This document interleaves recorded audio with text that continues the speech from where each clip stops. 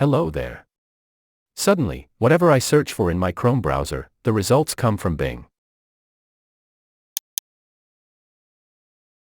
But I need to change it to Google again. So let's do it.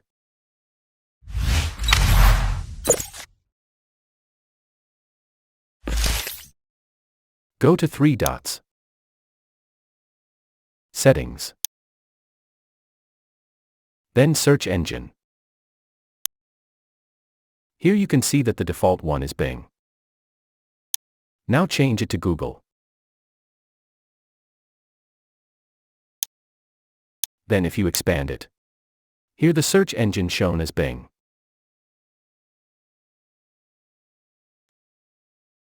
Simply delete it. It's now deleted from your Chrome browser properly. Now, if I search something further, it comes via Google search and my problem is solved. Hope this will help you too, and let us know more on the comment box. Like and subscribe. Goodbye.